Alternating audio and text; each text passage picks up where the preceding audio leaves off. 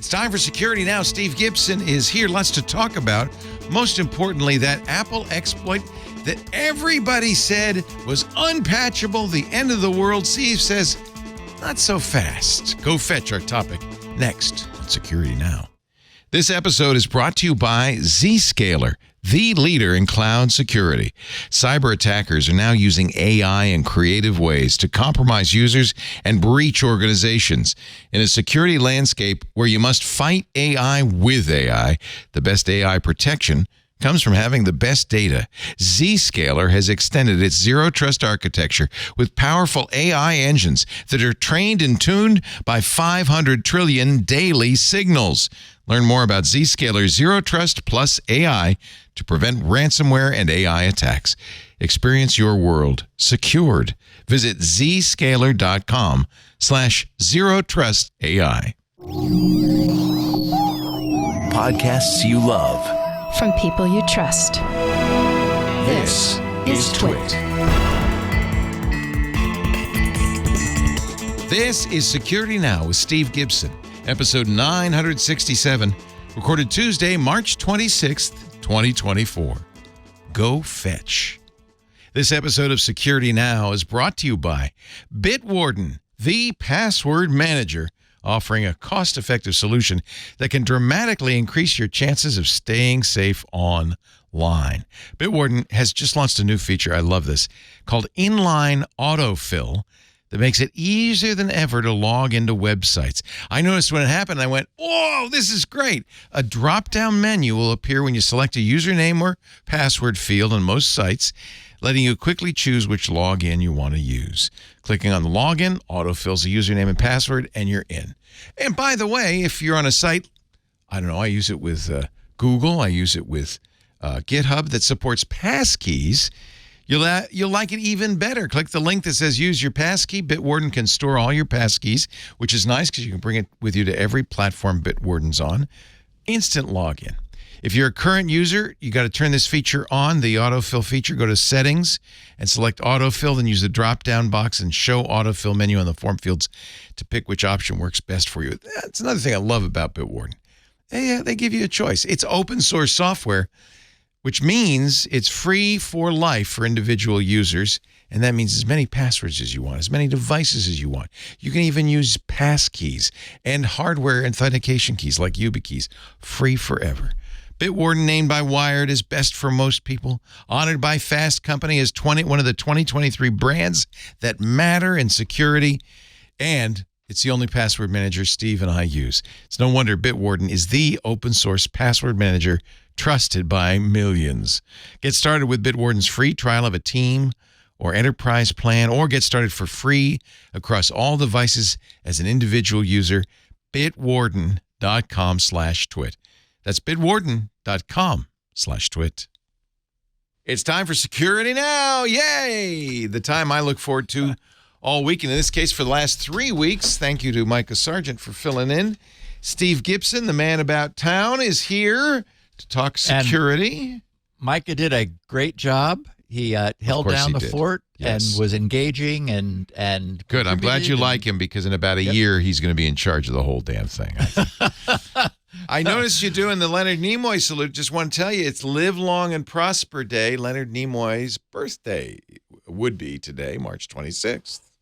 So and boy, he was born in 31, I think. Yeah. So, and last time we saw him, he was looking it too. But he and the old Captain Kirk are still. Is Nimoy still alive? I thought he'd passed. He's still alive. Oh, that's right. I remember he did pass. Of course he did. Well, I haven't yet, and he and I have the same birthday. Oh, you weren't born in 1931, however. No.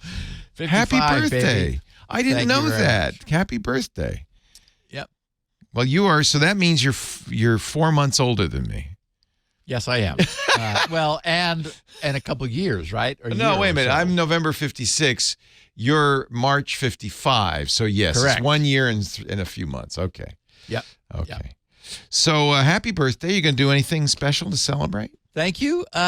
We initially had some plans to go have a fancy dinner, but I said to Lori yesterday, I said, I just would rather have a nice steak at home. So you she's get out to do what you picking want. up some beautiful. That's what she said, actually. Yes. Yeah, you'd make a great wife, Leo. Yeah. So, Well, it should be. You should be.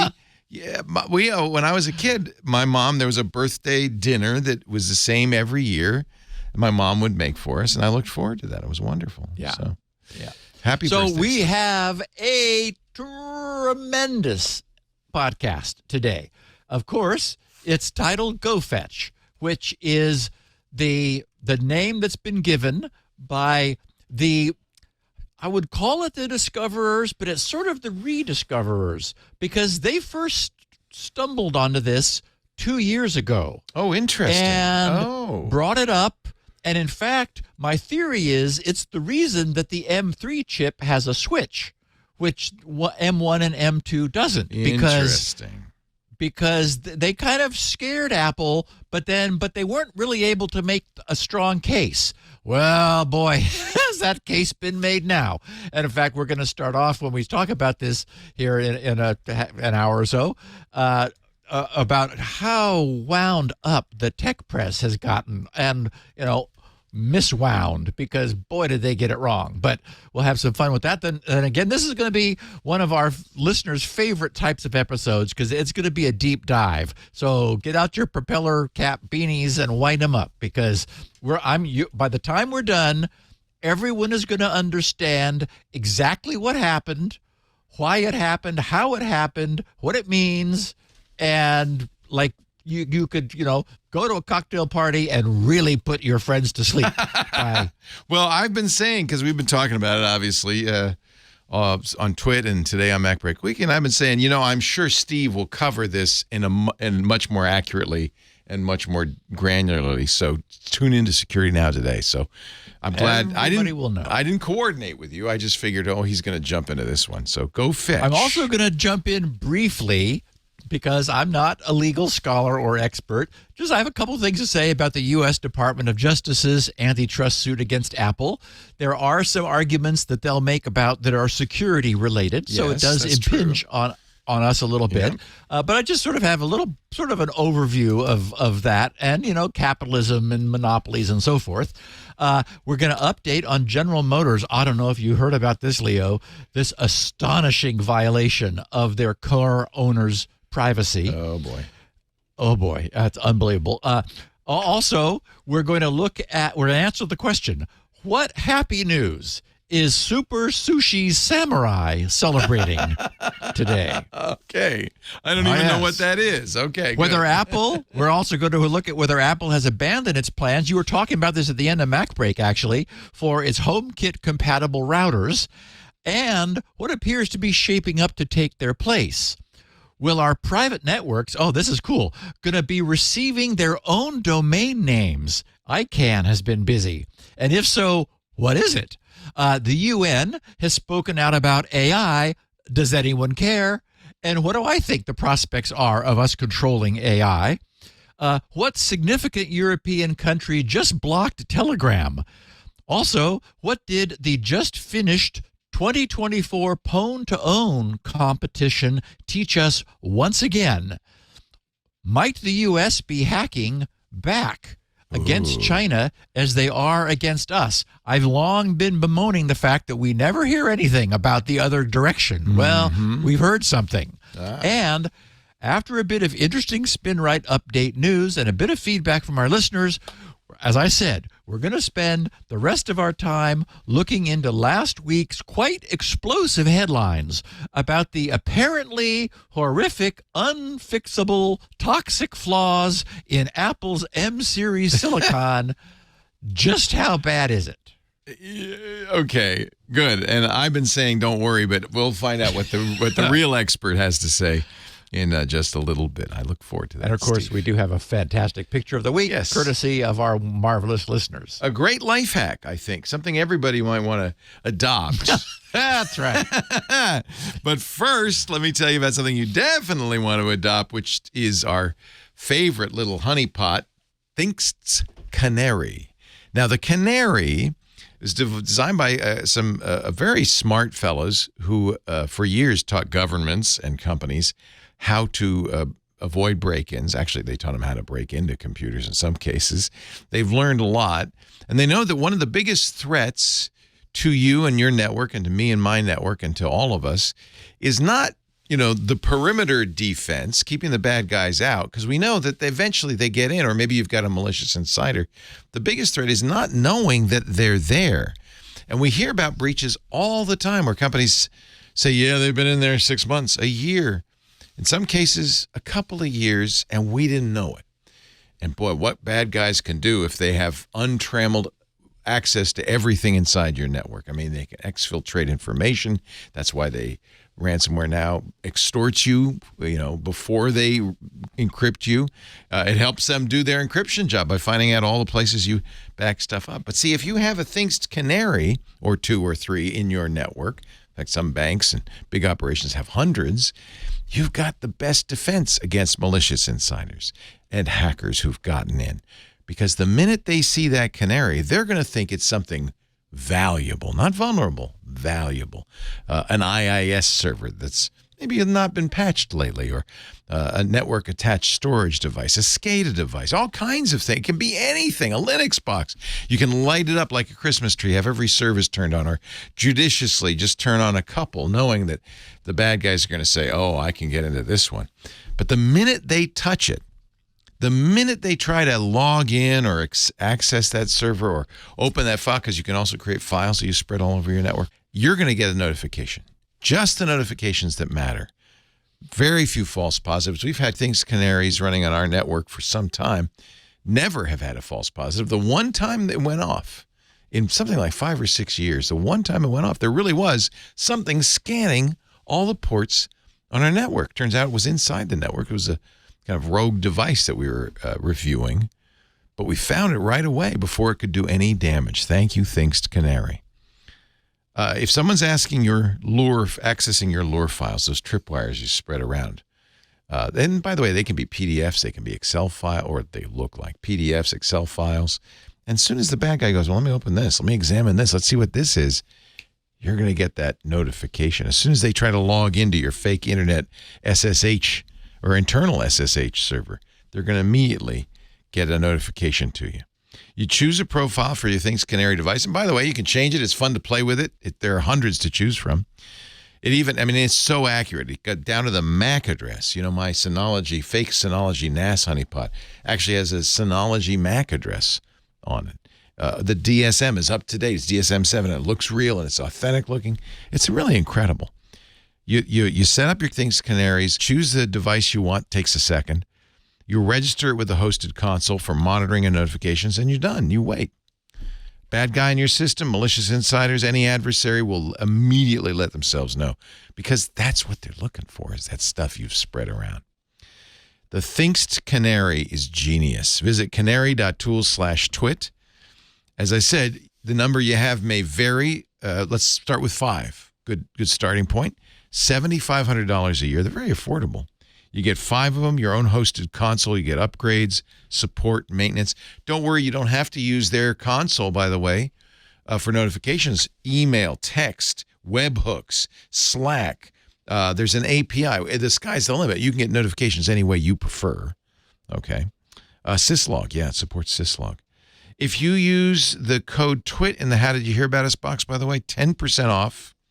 Forever. And if you're at all nervous, you should be reassured you can return your Things Canaries for a full refund anytime in the first 60 days. There's a 2-month full money back guarantee.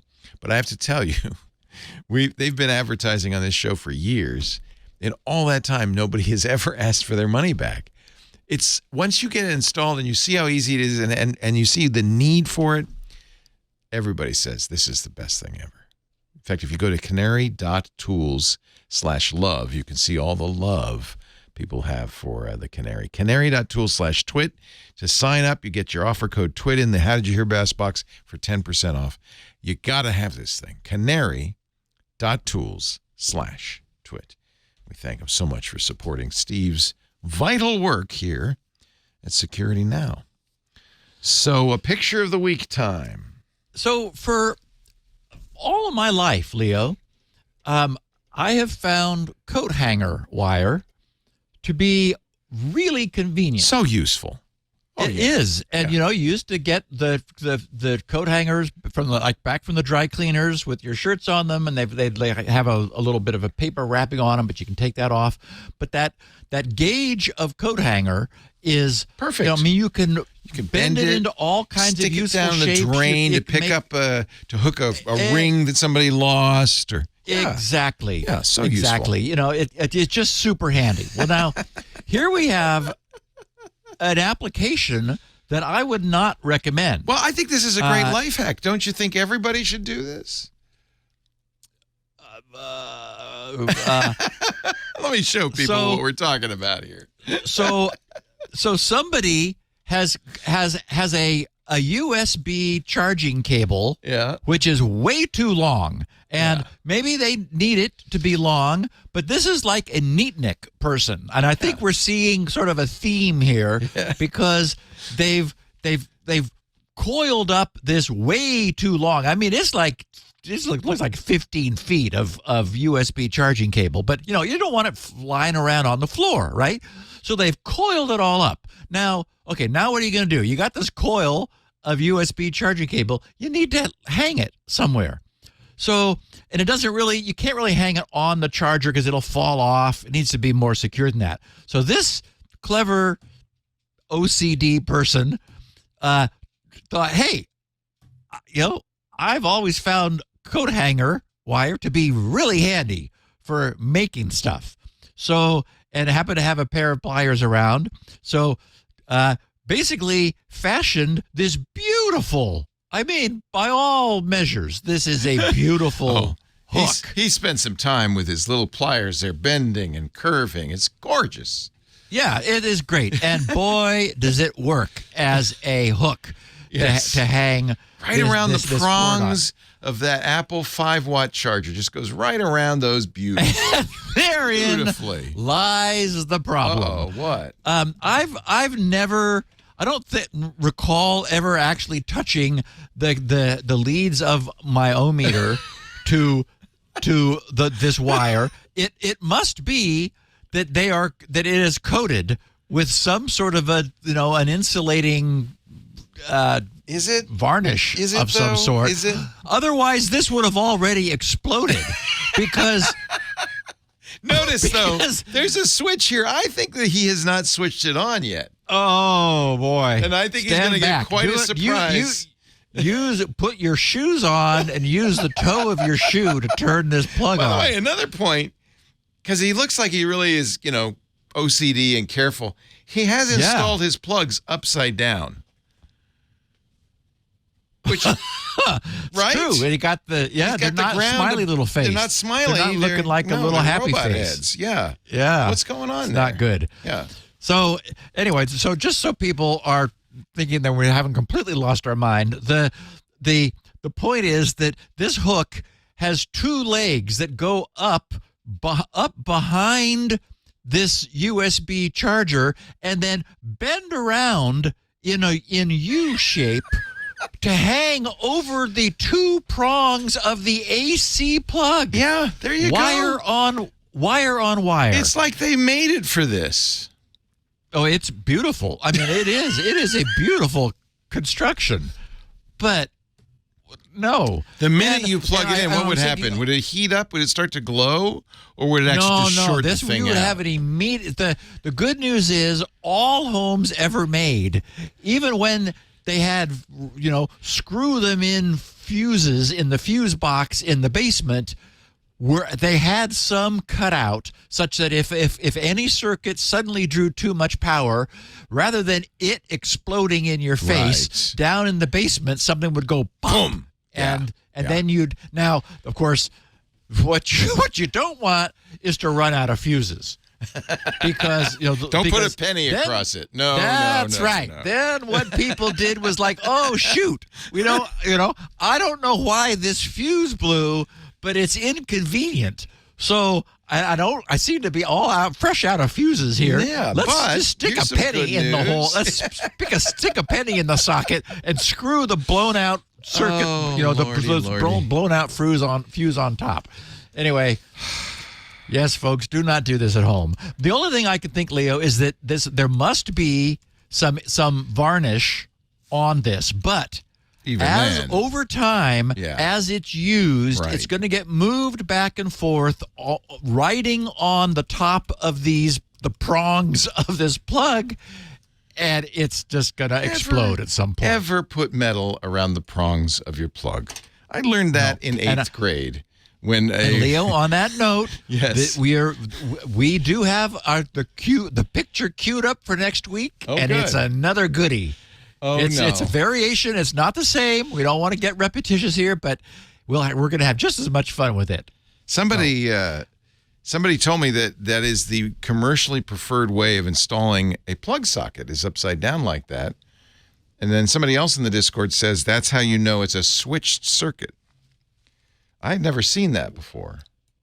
But just to reason I'm saying that, to preclude all the email that you and I inevitably will get from licensed electricians who will say, absolutely, that's the way to do it correctly. Thank you for not overflowing my inbox. I also hope that I am not the subject of the picture of the week next week, because I installed yesterday. We had a little lighting problem, and I and my brother-in-law did a little electrical work, installing a new under-counter lamp. And you see that switch right there? That's just right to the right of Joe there.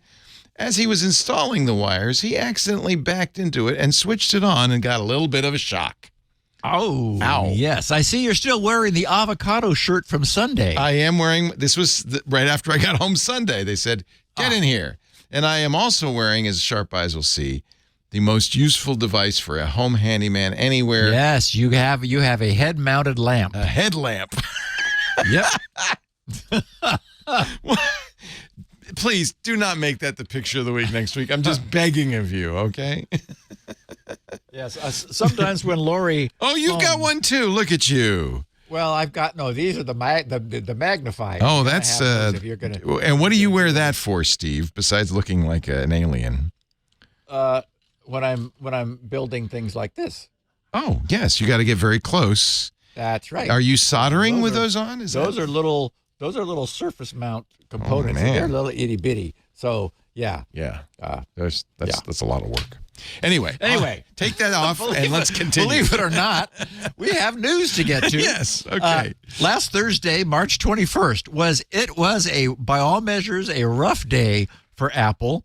Not only, as I mentioned, did the tech press explode with truly hair-on-fire headlines about critical, unfixable, unpatchable, deeply rooted cryptographic flaws rendering Apple's recent M-series ARM-based silicon incapable of performing secure cryptographic operations. Incapable. Can't be done, which is the topic we'll be spending the rest of the day's podcast looking at in some detail once we get this thing started.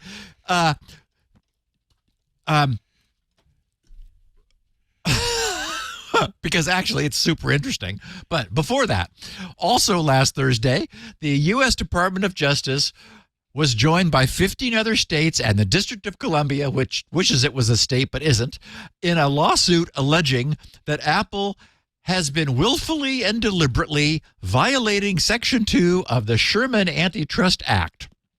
Now, I'm just going to share 5 sentences from the DOJ's comments, which were delivered last Thursday. They read, "As our complaint alleges, Apple has maintained monopoly power in the smartphone market, not simply by staying ahead of the competition on the merits, but by violating federal antitrust law, period. Consumers should not have to pay higher prices because companies break the law." Okay. We allege that Apple has employed a strategy that relies on exclusionary, anti-competitive conduct that hurts both consumers and developers. For consumers, that has meant fewer choices, higher prices and fees, lower quality smartphones, apps and accessories, and less innovation from Apple and its competitors. For developers, that has meant being forced to play by rules that insulate Apple from competition. Okay, now, this is not clearly a podcast about antitrust law. We all know I'm not an attorney, nor am I trained in the law. So I have no specific legal opinion to render here. However, I've been a successful small business founder, owner, operator throughout my entire life. And I'm certainly a big fan and believer in the free enterprise system and in the principles of capitalism. But I also appreciate that this system of competition is inherently unstable. It has a natural tendency for the big to get bigger through acquisition and the application of economies of scale and leverage. That same system that creates an environment which promotes fair competition can be abused once sufficient power has been acquired. Those of us of a certain age have watched Apple being born, then fall, only to rise again from the ashes. My own first commercial success was the design, development, production, and sales of a high-speed, high-resolution light pen for the Apple II, which allowed its users to interact directly with the Apple II's screen. To my mind, there's no question that as a society we are all richer for the influence that Apple's aggressive pursuit of perfection has had on the world. Things as simple as product packaging will never be the same. But for some time, we've been hearing complaints about Apple's having taken this too far. It's understandable for competitors to complain and to ask the government to step in and do something. At some point, that becomes the government's very necessary role, just as we saw previously when the same thing happened with Microsoft. And some would argue it ought to happen again with Microsoft. For many years, the U.S. government has done nothing, while Apple has continued to grow and continued to aggressively use its market power to increase its shareholders' wealth. The question is, when does use of market power become abuse of market power? The next few years will be spent in endless depositions and expert testimony working to decide exactly what sort of cage Apple needs to be constrained within. One thing we know is that many of the arguments Apple will be making on its own behalf will involve security. The security inherent in its closed messaging system, the inherent security of its closed app store. You know, things we've touched on many times in this podcast. Apple will allege that by keeping its systems closed, it is protecting its users from unseen nefarious forces. But, for example, the presence of Signal and WhatsApp in the App Store and on Apple devices, which create freely interoperable, super secure cross-platform messaging, suggests that Apple's own messaging technology could work similarly if they wished it to. During the news coverage of this since Thursday, I've encountered snippets of evidence which suggests that the government has obtained clear proof of Apple's true motives, where Apple's technology has been designed to support Apple's interests rather than those of its users. In any event, and, maybe those are aligned. That's really the question, right? Are Apple's interests and its users' interests perfectly aligned? Nothing is going to happen on this front for a long time. Years will pass, and this podcast will be well into 4 digits by the time anything is resolved with the DOJ's antitrust lawsuit. The way things have been going, it seems to me much more likely that the laws being written and enacted within the European Union today will be forcing Apple's hand long before the DOJ finishes making its case. All that may eventually be required will be for the U.S. to force Apple to do the same thing that they're already doing over in Europe here as well. But as for whether Apple-designed silicon cannot perform secure cryptographic operations, that is something this podcast can speak to authoritatively, and we'll be doing so once we've caught up with some more interesting news and feedback. Good. I always said back in the day, in fact, it was funny how you began this with the good old days of Apple, because back in the day when the Department of Justice was suing Microsoft, I always said if Apple were as big and powerful as Microsoft, they'd be just as bad, but they aren't. In fact, they almost went out of business in 97. And now that they are even a little bit bigger than Microsoft, they're just as it's what happens. It is exactly what happens. And it's not that anybody is a bad person. I mean, they'll argue that that the executives argue that it's their job to maximize shareholder wealth. That's capitalism. Yes, exactly.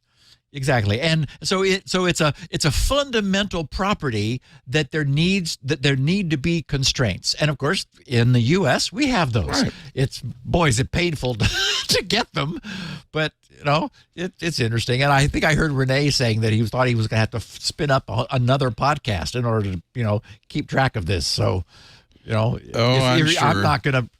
I'm not gonna bother with that. No, we're not going to do it. No. It'll go on so and Leo, on, and we'll mention it once in a while, and that'll be it. Right. It will. This thing will go for years.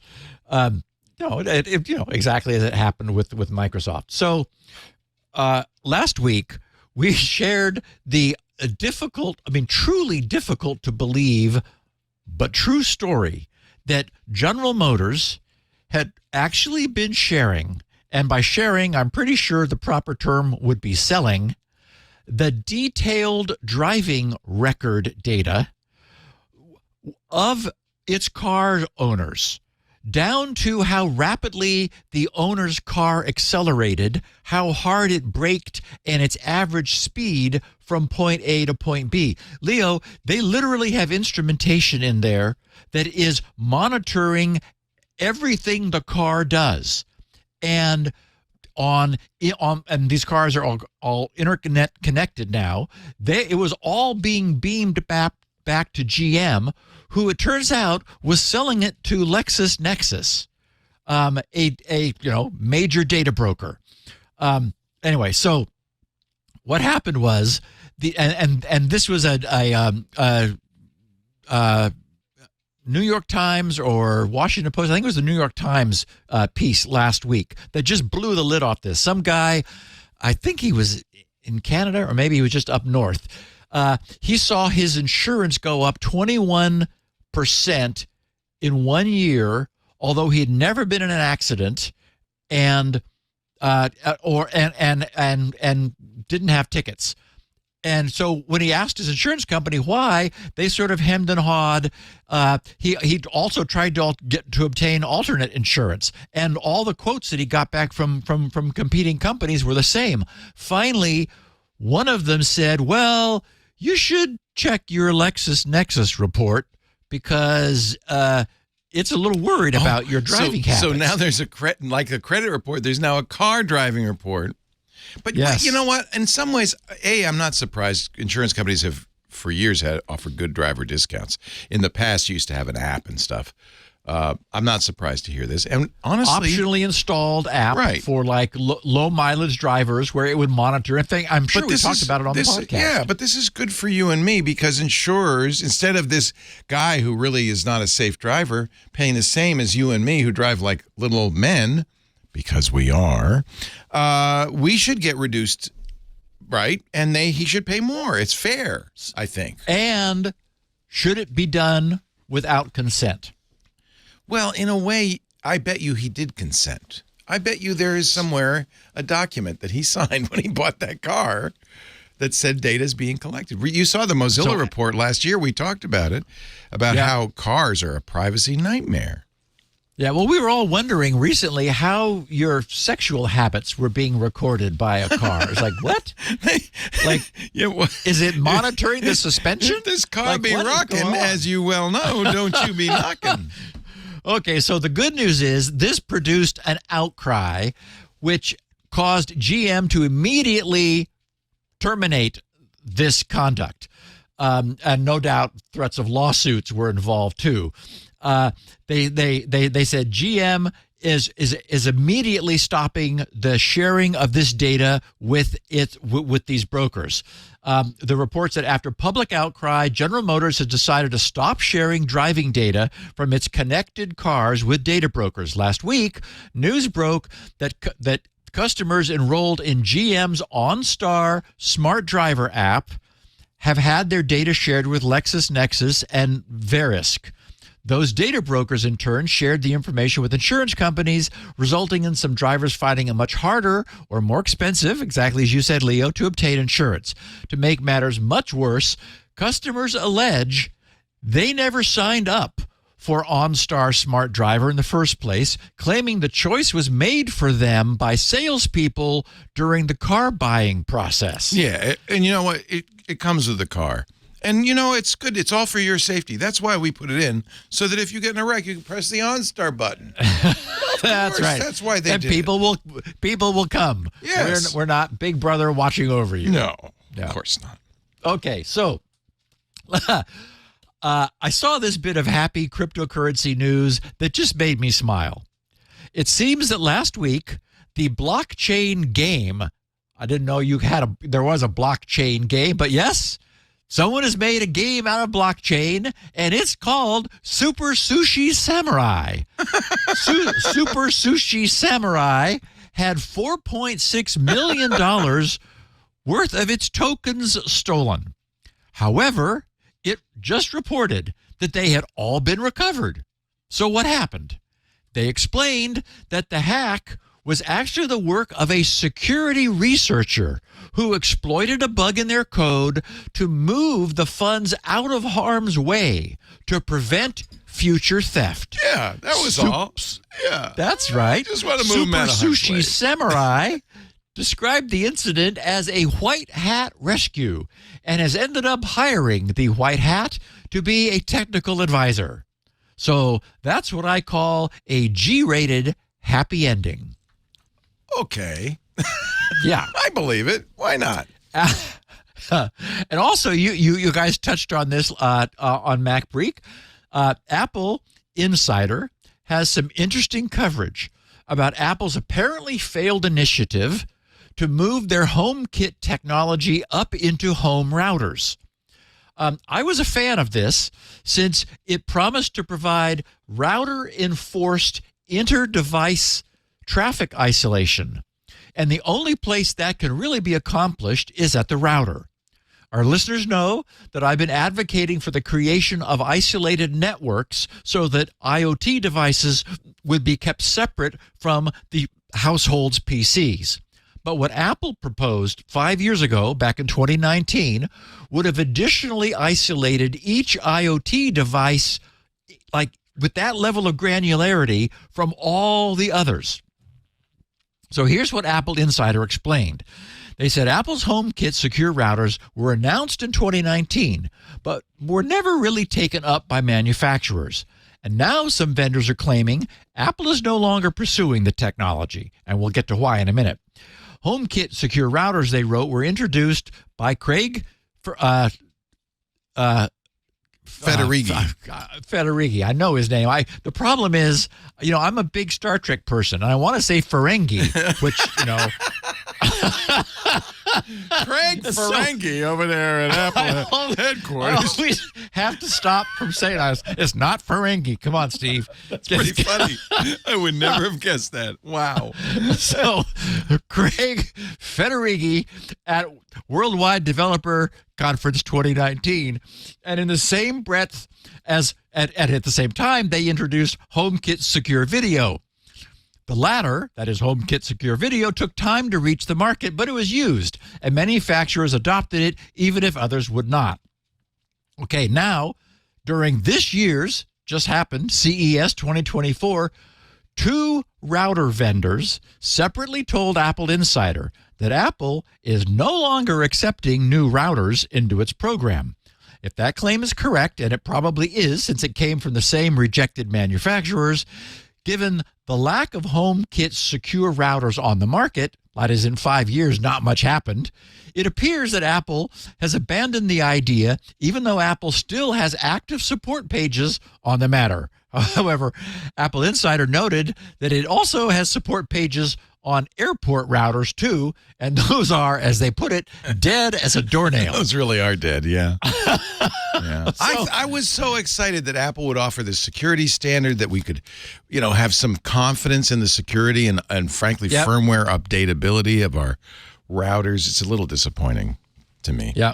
Anyway, it's not going to happen. They've backed out. Apple Insider, to make a long story short, polled the various routers that Apple listed.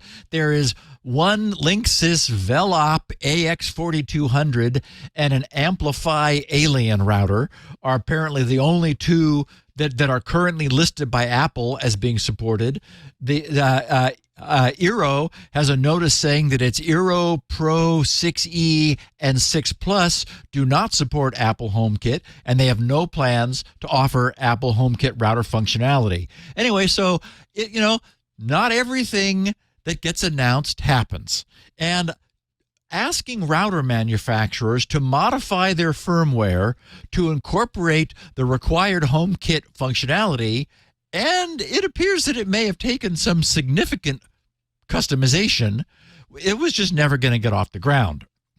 And this is probably for the better, since it appears that we have already, and oh, thank God, blessedly quickly, moved beyond disparate proprietary closed IoT ecosystems, which, is where it looked like we were headed with Amazon Alexa and Apple's HomeKit and Google's Home and Samsung's SmartThings all creating their let's do our own thing. All the buzz appears to now be surrounding the interoperability technology known as Matter. This was formerly known as CHIP, which stood for Connected Home over IP. It's now been rebranded as Matter, and everyone appears to be seeing the light. Nobody wants to be left out. All those guys I just mentioned, Amazon with Alexa, Apple with their HomeKit, Google with Home, and Samsung SmartThings are all have announced and are supporting Matter. It's now at version 1.2, open source, license-free. Anyone can create Matter-compatible devices. If they follow the spec, they will interoperate. And more than 550 companies have announced their commitment to Matter. So, this is done, right? I mean, all of the biggies are going to be supporting Matter. They really have no choice. And at this point, I wanted to make sure I brought it up because I wouldn't purchase something that random AC plug that I got for a shockingly, I don't know, it's $4 or something. It's amazing. How can this be an internet connected device? It's just like, what? The plastic and the the prongs would cost $4. It does report back on your driving habits, however. So there's it's got a little eyeball in it that follows you around the room. It's kind of freaky. But does Matter have though? I mean, the thing about Apple's HomeKit router standard was it had security requirements built in, but does Matter have something like that? That's what they were. You're right. That's what they were going to produce. Yeah. I think Matter is about interconnectivity, right? Right, and which is not to say it couldn't be made more secure, but that's not their focus, right? And Leo, we're having so much fun. I think we should take a break so that I can recaffeinate. Obviously, I don't need more caffeine, but what the heck? Fun equals breaks. Is that what in your mind? Is that how it works? Our show today brought to you by Panoptica. Panoptica, Cisco's cloud application security solution, provides end-to-end lifecycle protection for cloud-native application environments. It empowers organizations to safeguard their APIs, serverless functions, containers, and Kubernetes environments. Panoptica ensures comprehensive cloud security, compliance, and monitoring at scale, offering deep visibility, contextual risk assessments, and actionable remediation insights for all your cloud assets. Powered by graph-based technology, Panoptica's attack path engine prioritizes and offers dynamic remediation for vulnerable attack vectors, helping security teams quickly identify and remediate potential risks across cloud infrastructures. A unified cloud-native security platform minimizes gaps from multiple solutions, providing centralized management and reducing non-critical vulnerabilities from fragmented systems. Panoptica utilizes advanced attack path analysis, root cause analysis, and dynamic remediation techniques to reveal potential risks from an attacker's viewpoint. This approach identifies new and known risks, emphasizing critical attack paths and their potential impact. This insight's unique and difficult to glean from other sources of security telemetry, such as network firewalls. Get more information on Panoptica's website, panoptica.app. More details on Panoptica's website, panoptica.app. We thank Panoptica for their support of Security Now. Back to Steve. Thank you, my friend. Okay. In a cool bit of news, ICANN, the Internet Corporation for Assigned Names and Numbers, is going to make an assignment. It's in the process of designating and reserving, get this, a top-level domain specifically for use on private internal networks. In other words, our 10. And our 192.168. networks, and there's a 17.16 thing in there too, will be obtaining an official TLD of their own. So localhost may soon be less lonely. Here's the executive summary, which explains and lays out the rationale behind ICANN's plans. They wrote, in this document, the SSAC, that's the Security and Stability Advisory Committee, because you know that's what you want in your internet is some security and stability advising. They recommend the reservation of a DNS label that does not and cannot correspond to any current or future delegation from the root zone of the global DNS, which is the very long-winded way of saying we're going to get our own .something TLD. They said this label can then serve as the top-level domain name of a privately resolvable namespace that will not collide with the resolution of names delegated from the root zone. That is, the public DNS root zone. In order for this to work properly, this reserved private use TLD must never be delegated in the global DNS root. Currently, many enterprises and device vendors make ad hoc use of TLDs that are not present in the root zone when they intend the name for private use only. This usage is uncoordinated and can cause harm to internet users. Oh my. The DNS has no explicit provision for internally scoped names, and current advice is for the vendors or service providers to use a subdomain of a public domain name for internal or private use. Using subdomains of registered public domain names is still the best practice to name internal resources.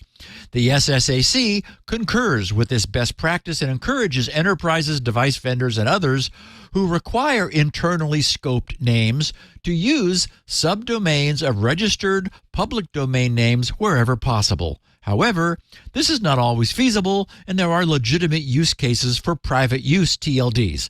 And I'll just note that, for example, an individual could register a domain with Hover, who, I don't know if they're still a sponsor of the TWiT network. They are still my domain name provider. I moved everything away from Network Solutions once it became clear. Yeah. I don't think they're a sponsor anymore, but we still love them.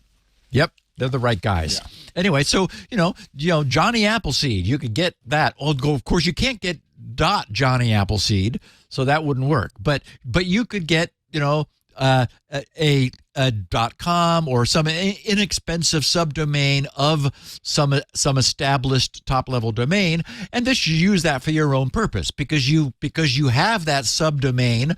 Nobody else is going to be able to use it publicly, so you're safe. So that's what these guys are saying. So they continue. The need for private use identifiers is not unique for domain names. And a useful analogy can be drawn between the uses of private IP address space and those of a private use TLD.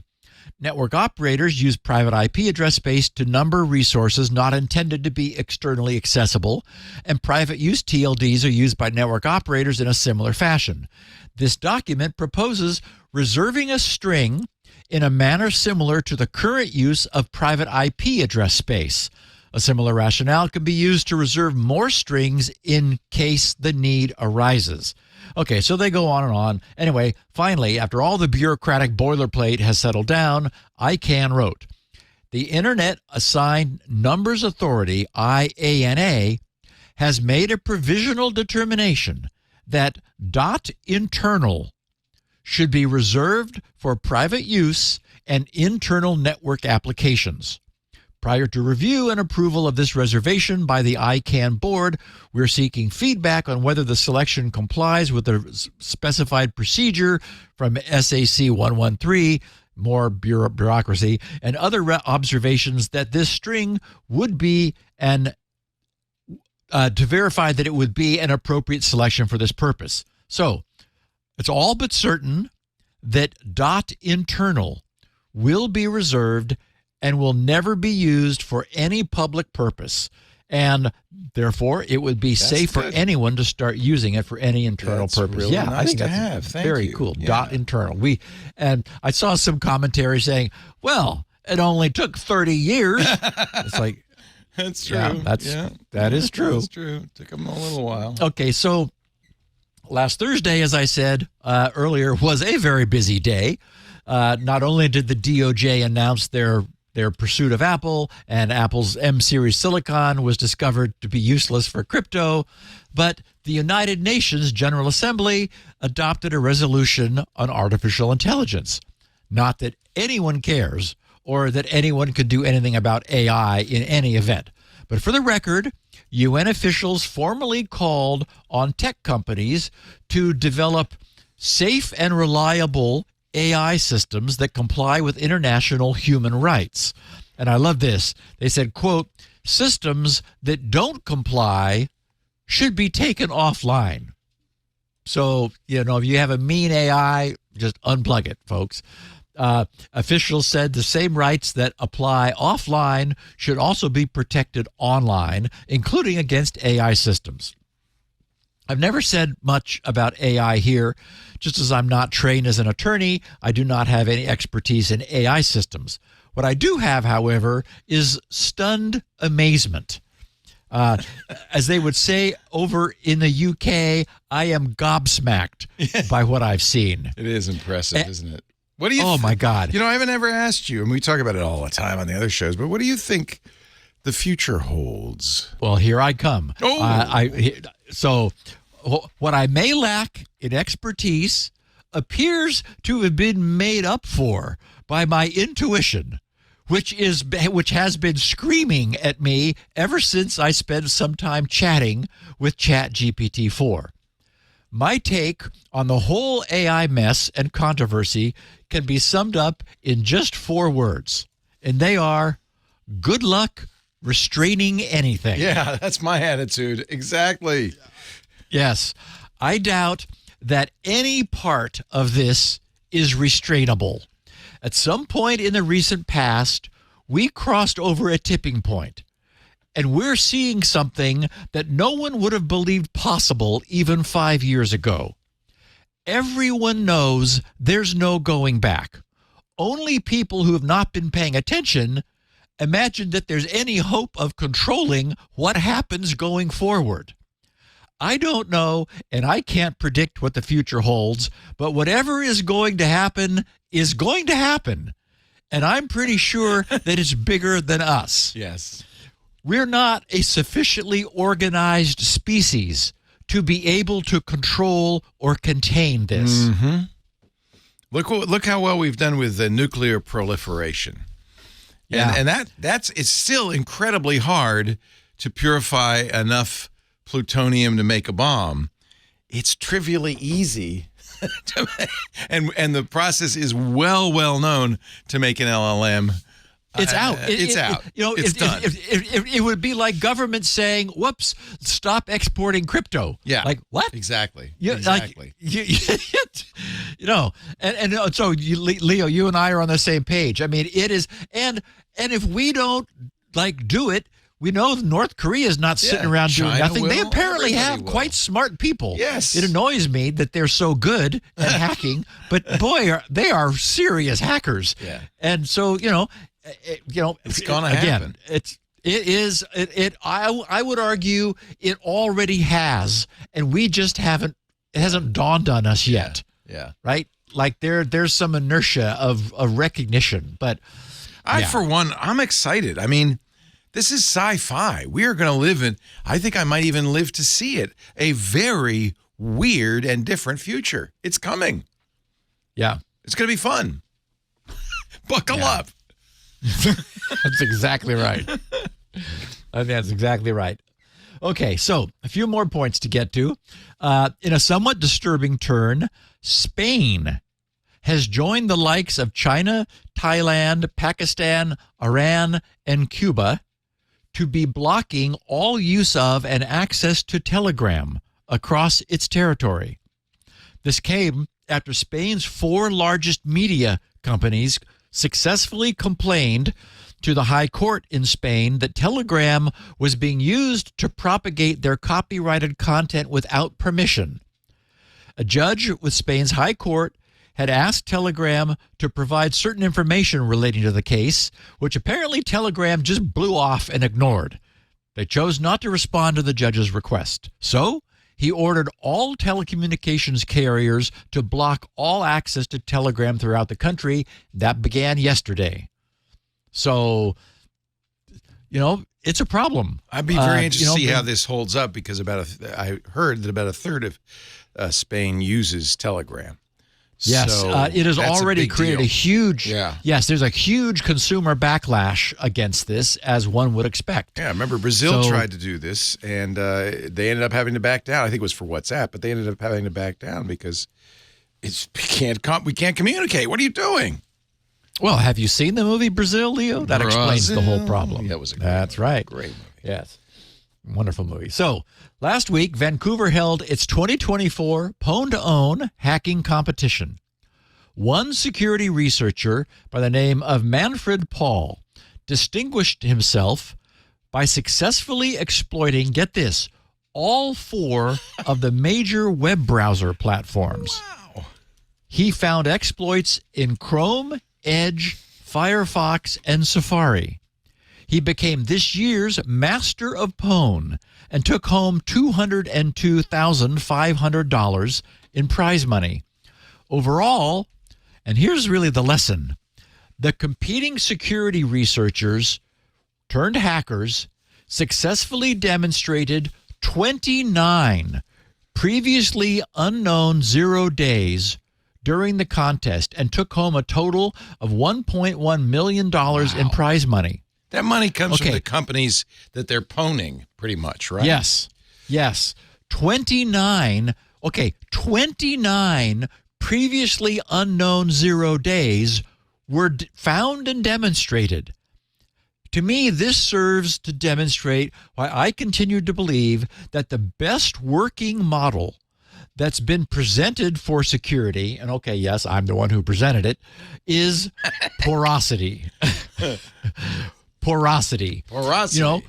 We don't want it to be, but security is porous. How else can we explain that one lone research hacker is able to take down all 4 of the industry's fully patched browsers whenever someone offers him some cash to do so?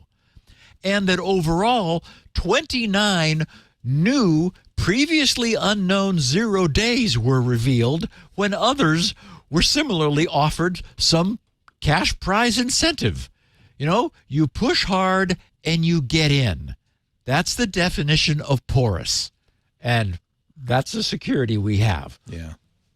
I should also take a moment to give a shout out to Mozilla's Firefox team, who had patched and updated Firefox in fewer than 24 hours following the vulnerability disclosure. Frederick Braun posted on Mastodon, quote, "Last night, about 21 hours ago, Manfred Paul demonstrated a security exploit targeting Firefox 124 at Pwn2Own. In response, we have just published Firefox 124.0.1 and Firefox ESR 115.9.1 containing the security fix. Please update your foxes. Kudos to all the countless people postponing their sleep and working toward resolving this so quickly. Really impressive teamwork again. Also, kudos to Manfred for pwning Firefox again." So, this is the way security is supposed to work at the best of times. White hat hackers are given some reason to look. and compensated for their discoveries, which makes the products safer for everyone. And then the publishers of those products promptly respond to provide all of that product's users the benefits of that discovery. Yay.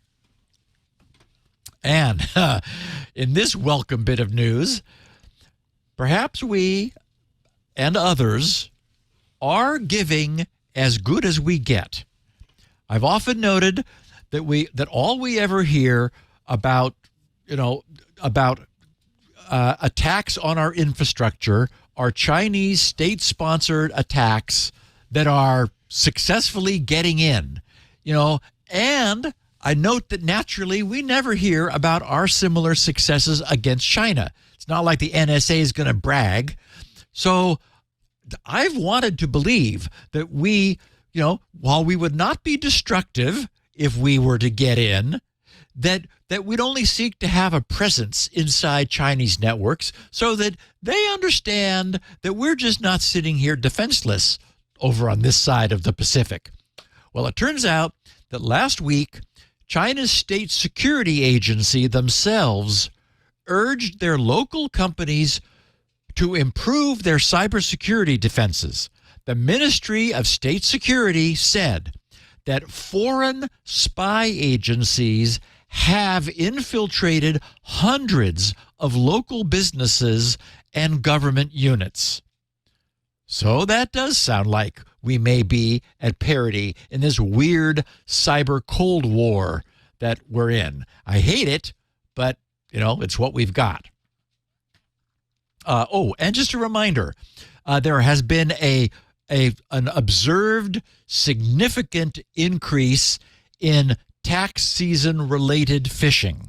So I just wanted to remind everyone that, as happens at every time this year, phishing scams suddenly jumped with all kinds of we received your electronically submitted return, but it had a problem. Please click here. That's not from the IRS. So, everybody put up your skepticism shields and resist clicking. I have two quick notes of news that I think everyone will find interesting on the SpinRite front. One of the things that quickly became apparent as our listeners were wishing to obtain and use 6.1 was that the world had changed in another way since SpinRite 6's release back in 2004. Back then, Linux was still largely a curiosity, with a relatively small fan base and no real adoption. Not so today, at least not among our listeners. Back in 2004, it was acceptable to require a SpinRite user, just assumed that a SpinRite user would have Windows, which they would use to set up the boot media, since Windows and Mac was pretty much all there was, and SpinRite was never really targeted at the Mac market. Today, we've encountered many would-be users who do not have ready access to a Windows machine, and they've been having a problem. So I needed to create a non-Windows setup facility that I have long envisioned but never needed until now. Today it exists. Over at GRC's pre-release.htm page is, as before, the downloadable Windows DOS hybrid executable, and now also a downloadable zip file.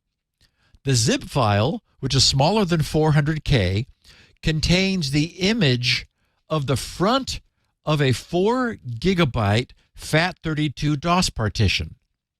So any SpinRite owner without access to Windows, because using Windows is still easier, may choose to instead download this zip file. And it's personalized. I've added on-the-fly partition creation, and SpinRite is added to the file system. It's then truncated, and I've got on-the-fly zipping. I've been busy. It contains about the zip file, which is as I said, less than 400K, contains an 8.3 megabyte file, which is named sr61.img. Any Linux user can, DD copy that file onto any USB thumb drive to create an up to 4 gigabyte FAT32 partition that will immediately boot and run SpinRite.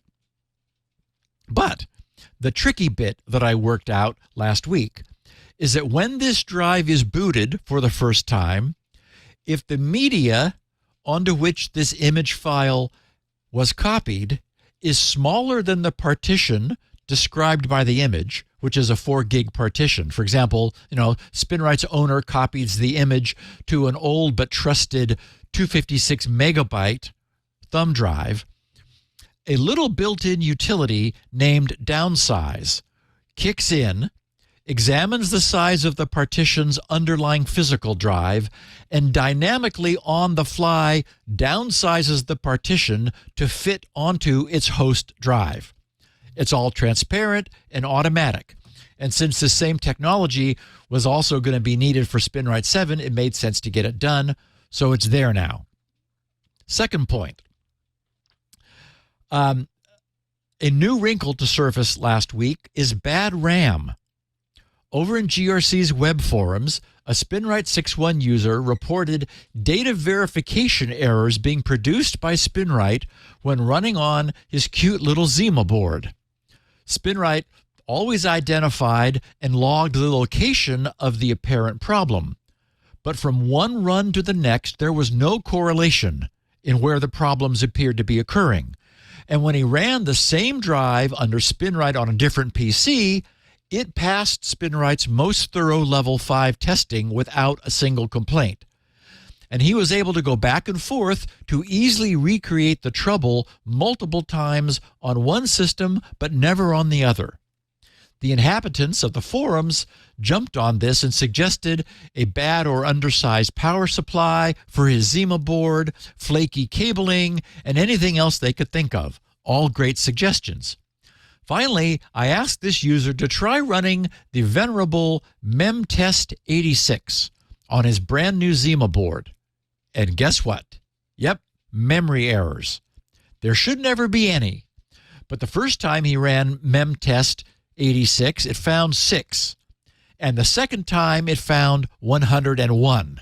Ooh. Seeing that, we ran memtest86 on all of our Zima boards, that is all of the developers, and they all passed with 0 errors, as they always should. So this user had a Zima board with a marginal DRAM memory subsystem. There was no correlation in the locations of the errors that SpinRite was reporting from one memory that his memtest was reporting from one pass to the next.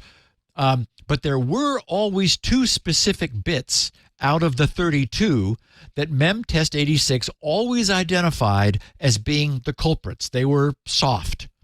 And SpinRite was getting tripped up by this machine's bad RAM when it was performing data verification that's available from SpinRite's levels 4 and 5. The problem was not the drive. It was the machine hosting SpinRite and the drive. So by this point, our longtime listeners who've grown to know me, listening to this podcast, know what I'm going to say next. Yep. SpinRite 6.1 now tests the memory of any machine it's running on. Clever. Wow. Who needs memtest? I've got SpinRite. That's right. It works great. It like immediately found the errors this guy was having. Wow. What's interesting is that SpinRite 1.0, back in 1988, also built in a memory test. Back then, it made sense to verify the RAM memory that would be used to temporarily hold a track's data while SpinRite was pattern testing the physical surface and giving it a fresh new low-level format. But I don't know when it happened. Somewhere along the way, I removed that feature from SpinRite. We never heard of it ever being useful. So my initially overcautious approach seemed to have been proven unnecessary until last week. So late last week, I implemented a very nice little DRAM memory tester right into SpinRite, and then had the guy with the bad Zima board give it a try. It successfully determined that his machine's memory was not reliable, and SpinRite will then refuse to run on any such machine after making that determination. It's just not safe to run it. And of course, no such machine should be trusted for actually doing anything else. It's like a send it back to the manufacturer, or if you can, change the RAM or diagnose it. So anyway, this new built-in RAM testing feature, which is not yet present, don't go download an updated copy of SpinRite. It's not there yet. Not yet present in any SpinRite that's available for download, but it'll appear along with a few other minor improvements that I've made shortly. So I'm sure I'll be announcing it next week. And I just have two little pieces of feedback from our listeners, because we have lots to still talk about here. I got a note from someone whose handle is Jazzman. He said, "Hi, Steve. Great show as always. I work in a cell phone-free environment. Not only no service, but we're not allowed to bring them. We have internet computers, but we're not trusted to install anything on them." The problem sounds like he is with the NSA. "The problem is I like to have two-factor authentication to protect my email and other stuff. My understanding is if I were to use Passkeys, I need my phone. I use Bitwarden with two-factor authentication. My question, are there any good solutions for a cell-free environment? Kind regards, Bjorn." Okay, so we've been talking about this for the last couple of weeks, whether to have two-factor and now optionally Passkeys managed by your password manager, or to keep it separate.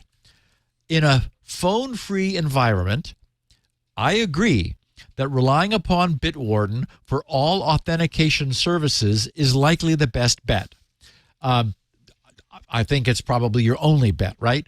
We would usually prefer to have Passkeys or our authenticator on a separate device like a phone. But where that's not possible, merging those functions into a single password manager like Bitwarden makes sense.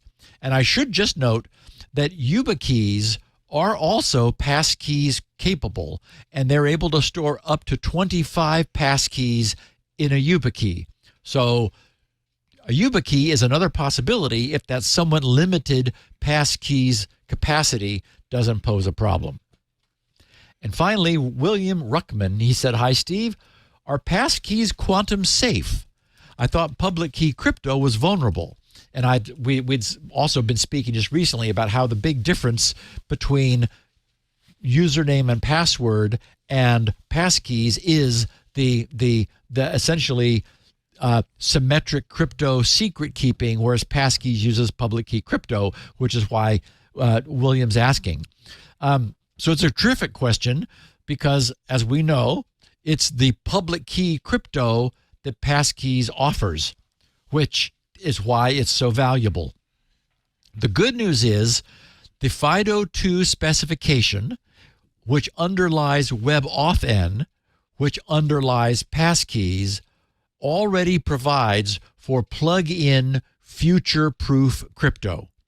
So Passkeys and WebAuthn/FIDO2 will all be able to move to quantum-safe algorithms whenever that's appropriate, and as soon as we've settled on them and they've been standardized. So, yes. Good. That's good news. And it would be backward. Quantum safe. It would be backward to all the Passkeys you already are using and all that. You would, right? Maybe not. No. You'd have to regenerate them all. Okay. Yes. If you change the crypto, you'd have to regenerate the Passkeys because you're holding private keys with a specific algorithm, and there is actually no way for the website even to help you. I mean, it might say you might go through a use your old passkey, now use your new passkey. Yeah. And if you did that, sequentially, then it would get actually Squirrel had a similar facility. So it would use the first authentication to assert your identity and thus honor the second authentication, which would be from the newfangled crypto, and now it would have the public key under the new algorithm. Cool. We don't have to worry about it yet. There's only about 4 sites that use it. So. I know. I saw in doing some research just yesterday. So I saw someone who had something to sell. They were trying to sell some equivalent of a YubiKey, I think, and it said, since the majority of the internet's websites are now using passkeys, I thought, are you in a time machine? What are you talking about? Oh, you're talking 2030. Oh, yeah. Maybe. Yeah, maybe. Yeah. There's the majority, as long as you only log into PayPal. Yeah, right. Yeah. There's literally just a handful of sites that use it. I know. It's too bad because it's so easy when it works. I heard you talked a lot about that last week with Micah, and I agree with you. I think it's going to be a big improvement someday. Someday our prince will come. Okay. After our final announcement, Leo, oh boy, we're going to have some fun. Oh boy. Get the beanies lubed. I don't know if you should say that. You should say that out loud anyway. Unlube the beanies for a moment because we are going to talk about our sponsor for the section, Collide. I love Collide, Kolide. Yeah, I know you've heard us talk a lot about Collide. I've sung its praises. Did you know they were just acquired by 1Password? Now, I'm sure some people go, oh, no, that's good news. Both companies are leading industry security experts creating solutions that put users first. I mean, it's a great partnership, and you should be happy to know Collide is going to continue doing exactly what it's been doing for the last year or so. Collide Device Trust has helped companies using Okta ensure that only known and secure, very important devices can access their data. And that's what they're going to still do, just as part of 1Password. That means more resources. It's great news. If you've got Okta and you've been meaning to check out Collide, this is a perfect time to do it. Collide comes with a library of pre-built device posture checks, or you can write your own custom checks for just about anything you can think of, which means you can say to your users, hey, you got to fix that, you got to fix that. Before we're going to let you in the network, you got to patch your stuff or get the latest browser or update your operating system. Plus, I love it because you can use Collide on pretty much anything without MDM. So that means now your Linux fleet is included, your contractor devices, and of course every BYOD phone and laptop in your company. Now that Collide's part of 1Password, it's just going to get better. Check it out at kolide.com/security now. Collide.com/security now. You can watch a demo there and learn more about it. It's a really smart idea. Collide, kolide.com/security now. We thank him so much for supporting Steve and the show. And now let's talk about Fetch. Go Fetch. So, GoFetch. Last Thursday, the world learned that Apple had some problems with their cryptography. Unfortunately, it would be impossible to determine from most of the tech press's coverage of this whether this was an apocalyptic event or just another bump in the road. Ars Technica was apparently unable to resist becoming clickbait central with their headline, Unpatchable Vulnerability in Apple Chip Leaks Secret Encryption Keys. Wow, that would be bad if it was true. Fortunately, it's not the least bit true. It's not unpatchable, and it's not a vulnerability in an Apple chip. Kim Zetter's 0 Day goes with Apple chip flaw lets hackers steal encryption keys. This chip flaw, in air quotes, theme seems to have become pretty popular, even though nowhere did any of the actual researchers ever say anything about any chip flaw. Even Apple Insider's headline read, Apple Silicon vulnerability leaks encryption keys and can't be patched easily. What? Apple was told 107 days before the disclosure, back on December 5th of last year. Apple is certainly quite aware of the issue, and I'm sure they're taking it seriously. And for their newer M3 chips, all that's needed is for a single bit to be flipped. Tom's Hardware went with new chip flaw hits Apple Silicon and steals cryptographic keys from system cache. GoFetch vulnerability attacks Apple M1, M2, M3 processors can't be fixed in hardware. Oh dear. Except for a few details. It's not new. It's not a flaw.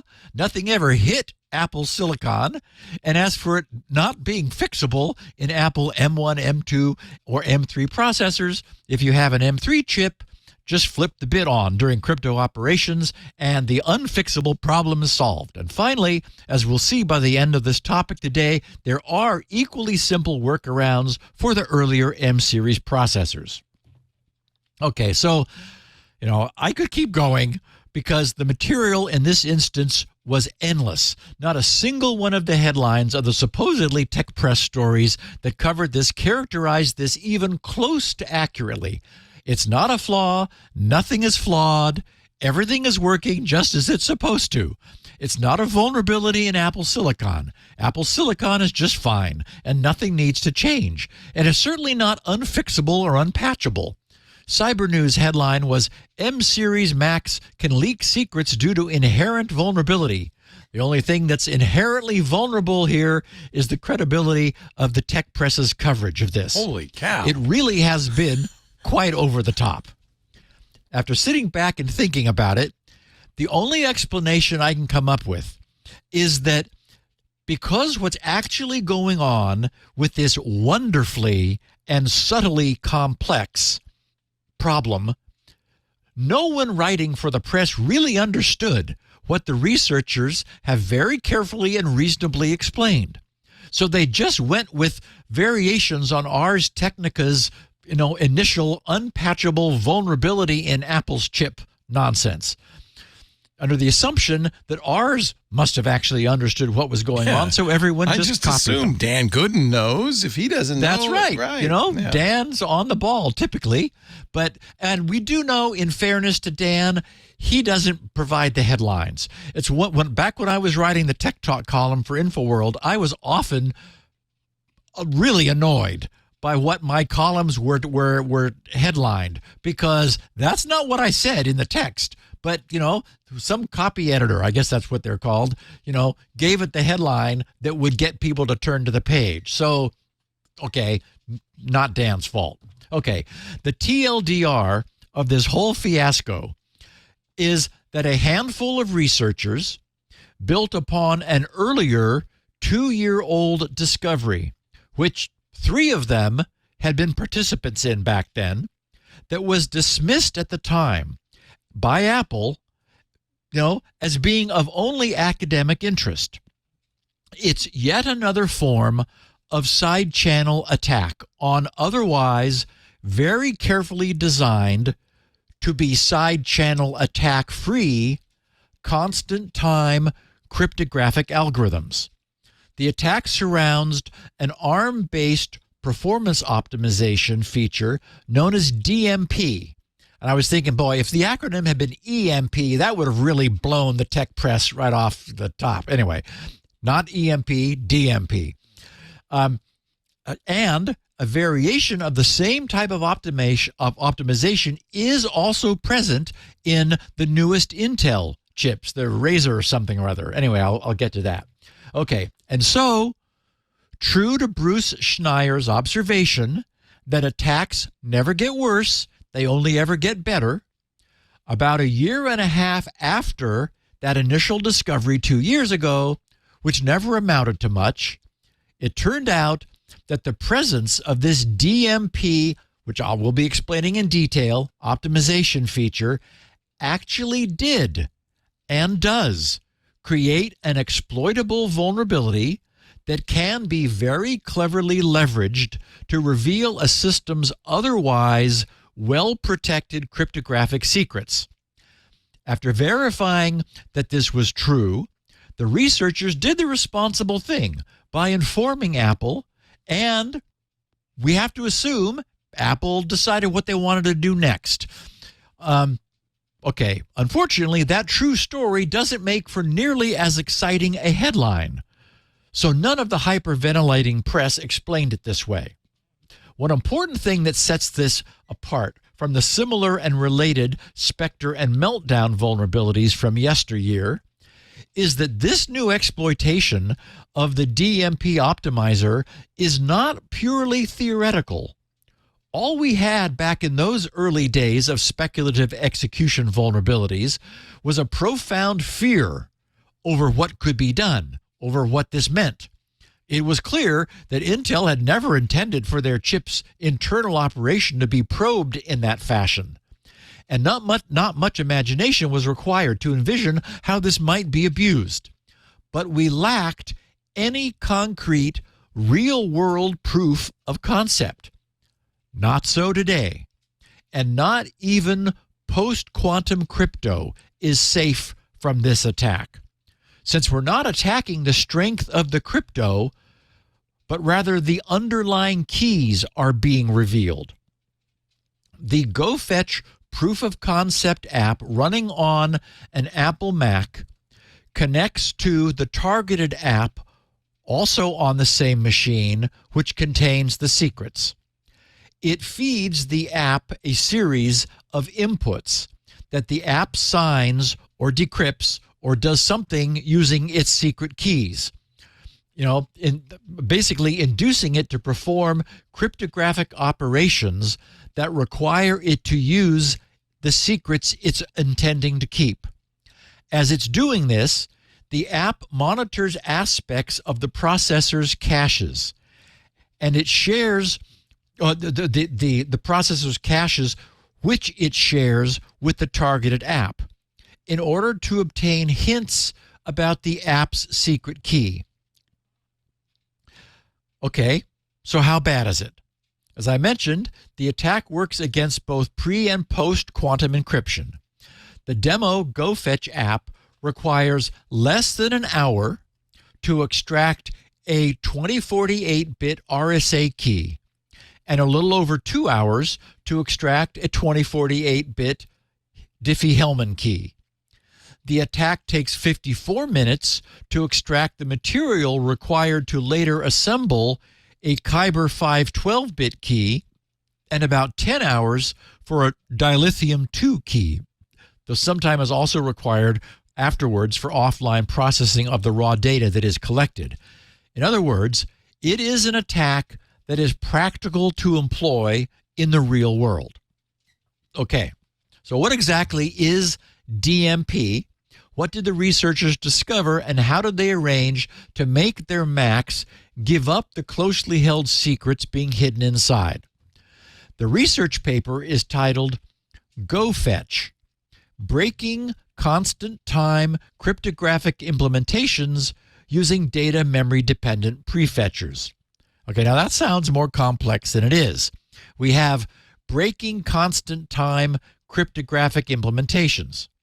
We already know that a classic side channel vulnerability, which is often present in poorly written crypto implementations, is for an algorithm to in any way change its behavior depending upon the secret key it's using.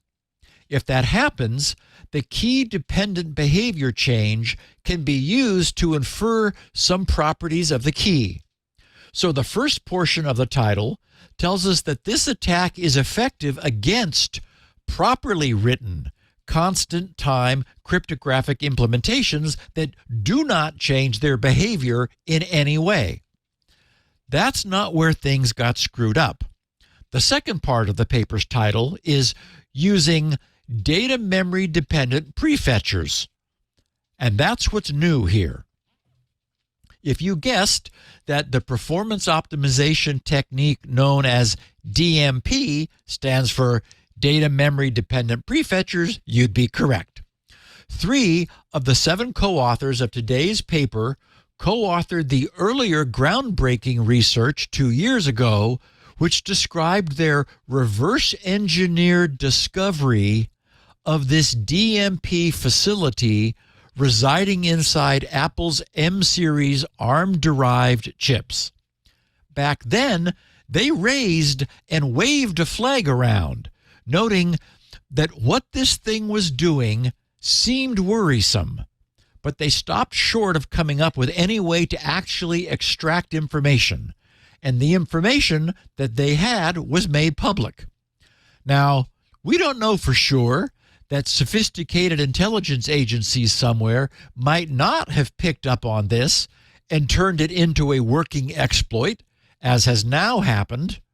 But we do know for sure that Apple apparently didn't give this much thought or concern 2 years ago, since every one of their Mac M series chips was vulnerable to exploitation several years later.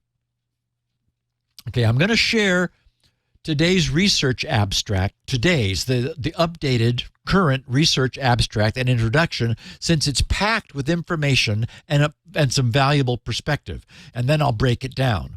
So they wrote, microarchitectural side channel attacks have shaken the foundations of modern processor design. The cornerstone defense against these attacks has been to ensure that security-critical programs do not use secret-dependent data addresses. Put simply, do not pass secrets as addresses, for example, data memory instructions. Yet the discovery of data memory-dependent prefetchers, these DMPs, which turn program data into addresses directly from within the memory system, calls into question whether this approach will continue to remain secure. This paper shows that the security threat from DMPs is significantly worse than was previously thought, and demonstrates the first end-to-end attacks on security-critical software using the Apple M series DMPs. Undergirding our attacks is a new understanding of how DMPs behave, which shows, among other things, that the Apple DMP will activate on behalf of any victim program and attempt to leak any cache data that resembles a pointer. From this understanding, we design a new type of chosen input attack that uses the DMP to perform end-to-end key extraction on popular constant-time implementations of classical and post-quantum cryptography. And by way of introduction, they said, for over a decade, modern processors have faced a myriad of microarchitectural side-channel attacks, for example, through caches, TLBs, translation look-aside buffers, branch predictors, on-chip interconnects, memory management units, speculative execution, voltage frequency scaling, and more. As we know, even like the sound of the power supply changing can leak information. They said the most prominent class of these attacks occurs when the program's memory access pattern becomes dependent on secret data. For example, cache and TLB side channel attacks arise when the program's data memory access pattern becomes secret dependent. Other attacks, for example, those monitoring on-chip interconnects, can be viewed similarly with respect to the program's instruction memory access pattern.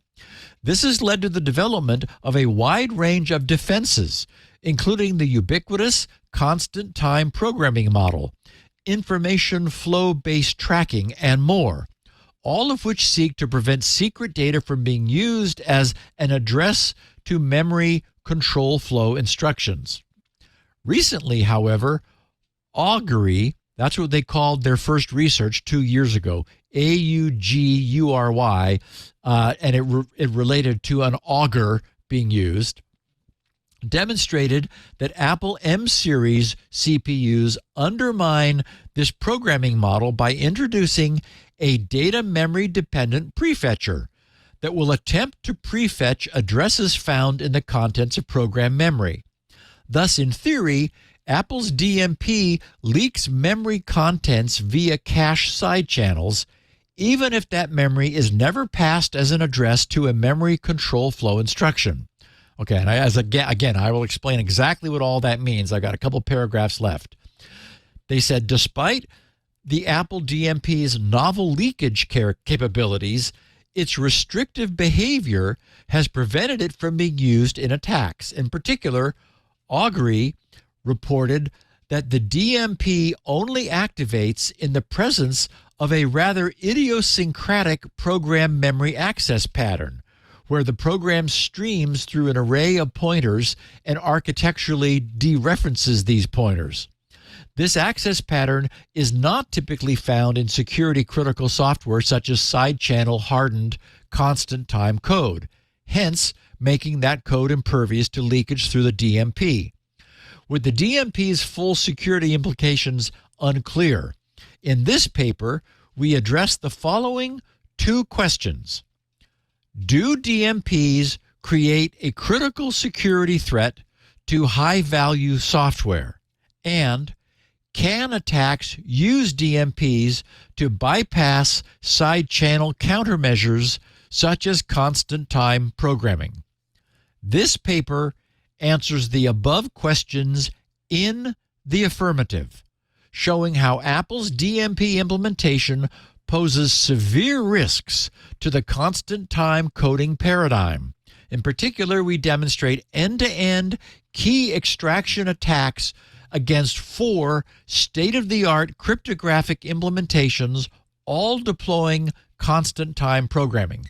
And just to be clear, when they say end-to-end attacks, they mean they run something and they get the key, meaning all the work is done, nothing left for the reader to finish. This thing works. Okay. As we've had the occasion to discuss through the years on this podcast, the performance of DRAM, the dynamic RAM memory that forms the bulk of our system's memory, has lagged far behind the memory bandwidth demands of our processors. Through the years, we've been able to significantly increase the density of DRAM, but not its performance. And as we know, even the increase in density has met with challenges in the form of susceptibility to adjacent row interference, which led to the various DRAM hammering attacks. But on the performance side, the saving grace has been that processor memory access patterns are not linear and non-repetitive.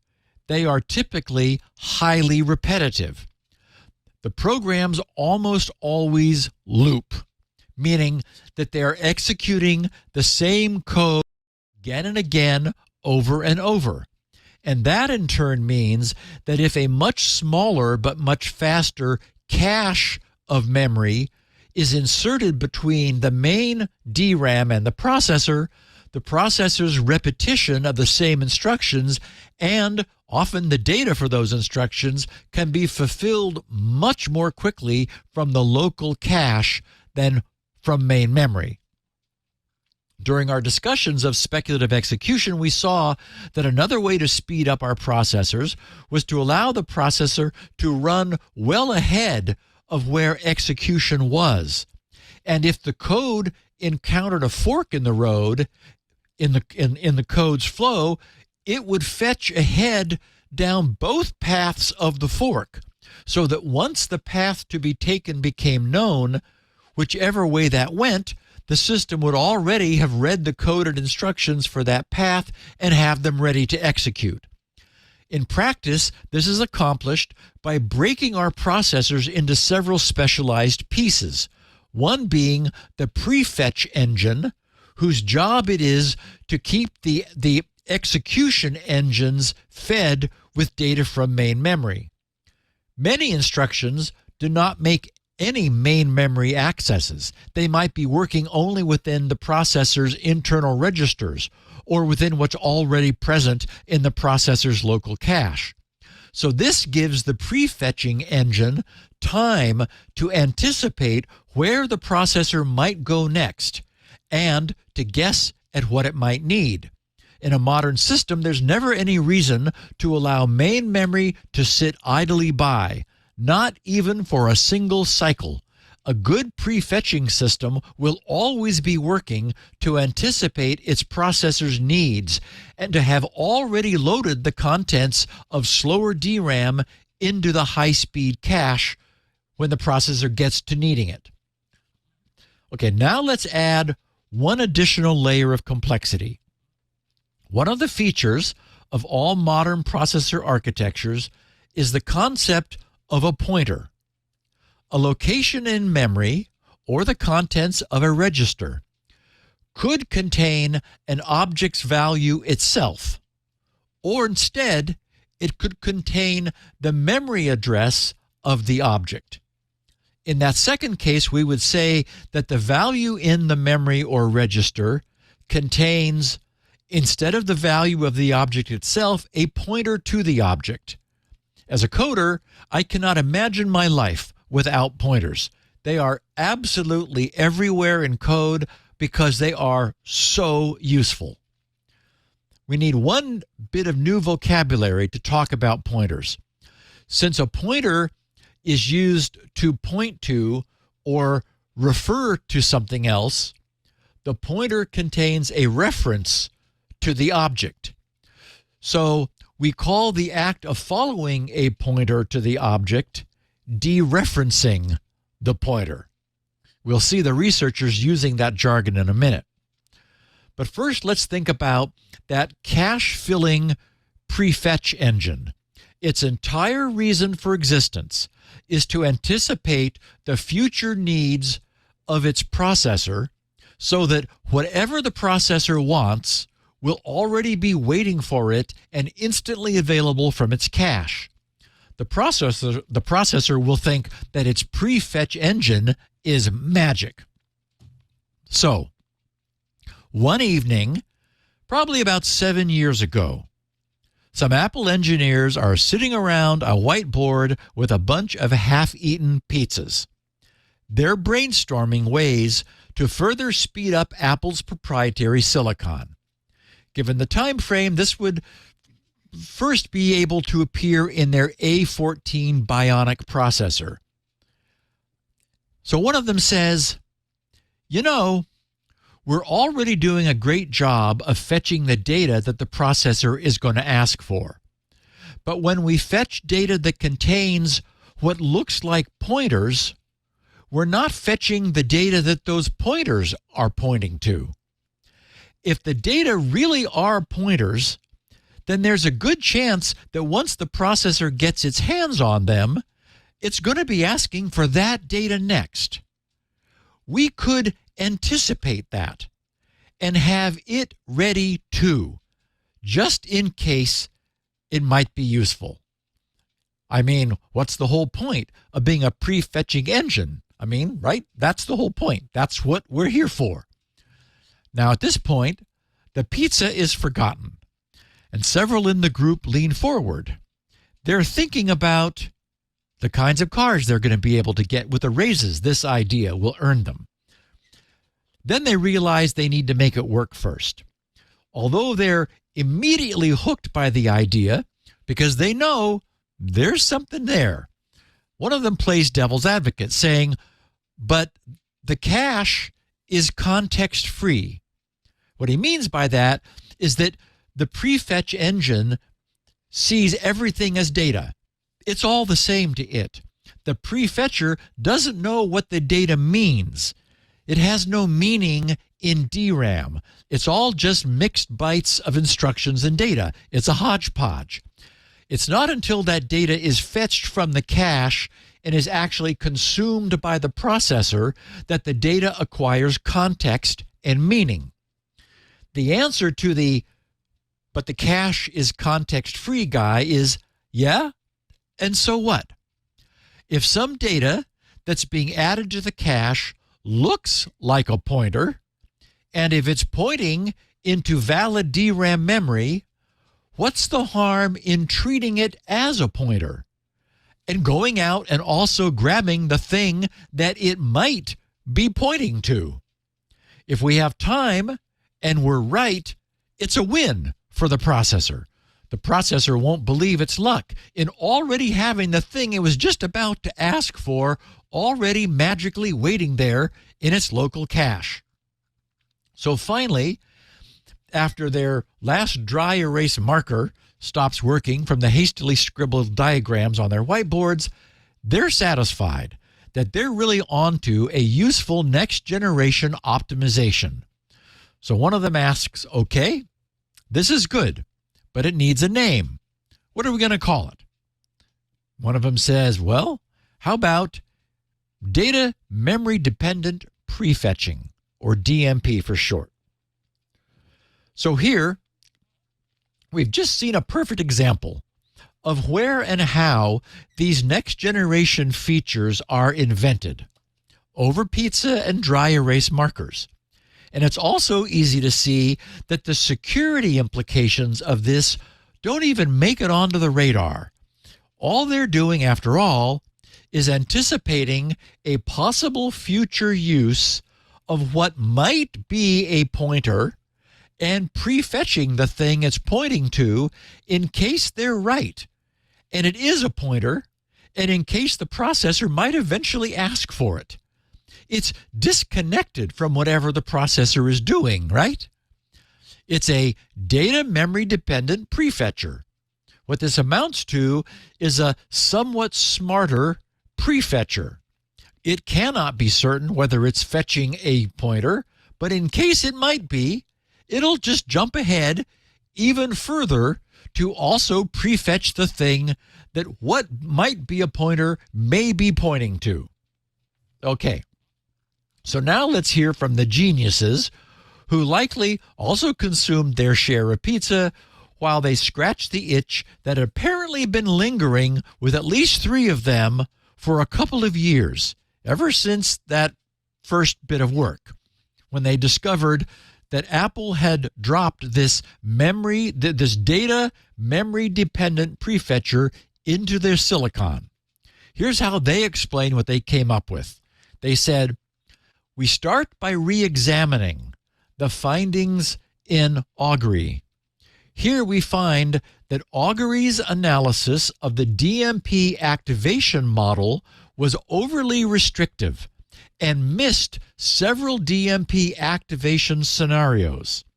Through new reverse engineering, we find that the DMP activates on behalf of potentially any program and attempts to dereference any data brought into cache that resembles a pointer. This behavior places a significant amount of program data at risk and eliminates the restrictions reported by prior work. Finally, going beyond Apple, we confirm the existence of a similar DMP on Intel's latest 13th generation Raptor Lake architecture with more restrictive activation criteria. Next, we show how to exploit the DMP to break security-critical software. We demonstrate the widespread presence of code vulnerable to DMP-aided attacks in state-of-the-art, constant-time cryptographic software, spanning classical to post-quantum key exchange and signing algorithms. Okay, and then finally, this last bit is the key to everything. I'll read it first, then I'll take it apart. They said, our key insight is that while the DMP only dereferences pointers, an attacker can craft program inputs so that when those inputs mix with cryptographic secrets, the resulting intermediate state can be engineered to look like a pointer, if and only if the secret satisfies an attacker-chosen predicate. For example, they said, imagine that a program has secret S, takes X as input, and computes and then stores Y equals S XORed with X to its program memory. The attacker can craft different X's and infer partial or even complete information about S by observing whether the DMP is able to dereference Y. We first use this observation to break the guarantees of a standard constant time swap primitive recommended for use in cryptographic implementations. We then show how to break complete cryptographic implementations designed to be secure against chosen input attacks. Okay, so they realized that Apple's DMP technology is far more aggressive than they initially appreciated. It is busily examining all of the data that's being put into the cache for all of the processes running in the system. It's looking for anything that looks pointer-like, and when found, it's going to go out and prefetch that because it may be pointing to something that the processor is going to ask for in the future. Their next step was to realize that since this pointer-like behavior is highly prone to producing false positive hits, which would prefetch miscellaneous bogus data, and since it operates indiscriminately on any and all data in the system, they can deliberately trick Apple's DMP system to misfire.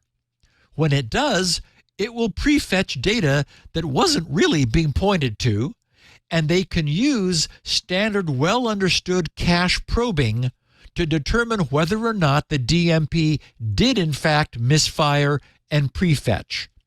Since the cause of that mixes secrets with what they provide, it reveals information about the secret. They induce the isolated process containing the secrets to perform a large number of cryptographic operations on their deliberately crafted data while using the now well understood behavior of the DMP to create an inadvertent side channel that leaks the secret key, even though the cryptographic code itself is being super careful not to behave differently in any way based upon the value of the secret key. In other words, it's being betrayed by this advanced operation of the prefetching cache. The code's care doesn't matter because the cryptographic code, as I said, is being betrayed.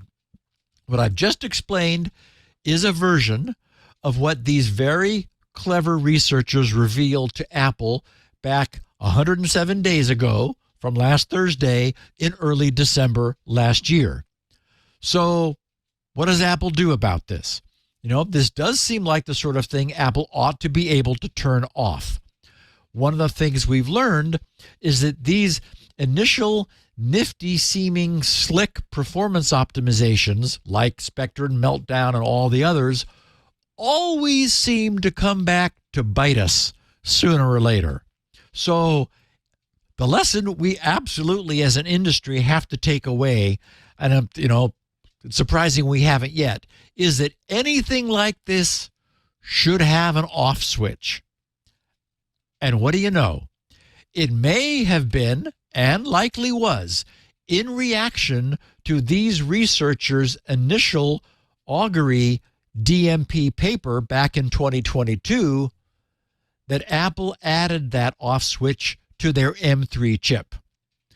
Apple announced it on October 30th last year, the day before Halloween, and that M3 can have DMP turned off. I've heard, but I haven't confirmed, that Apple's own crypto code is flipping DMP off during any and all of their own cryptographic operations. So it may only be non-Apple crypto code running on Macs that are endangered on M3-based machines. The researchers cite their compromise of the Diffie-Hellman key exchange in OpenSSL, not an Apple library, and the RSA key operations in the Go language library. So again, not Apple's. So what about the non-M3 chips, the Apple A14 Bionic, the M1 and the M2? Well, it turns out that these so-called SoC, systems on a chip, all have multiple cores. And the cores are not all the same type. Only half of the cores are vulnerable because only half of them incorporate the DMP. Apple's M series have two types of cores, the bigger Firestorm cores, also known as the performance cores, and the smaller Ice Storm cores, also known as the efficiency cores. On the M1 and M2 chips, only the Firestorm performance cores offer the problematic DMP prefetching system. So all Apple needs to do is to move their crypto over to the smaller efficiency cores. Crypto operations will run more slowly there, but they will be completely secure from this trouble.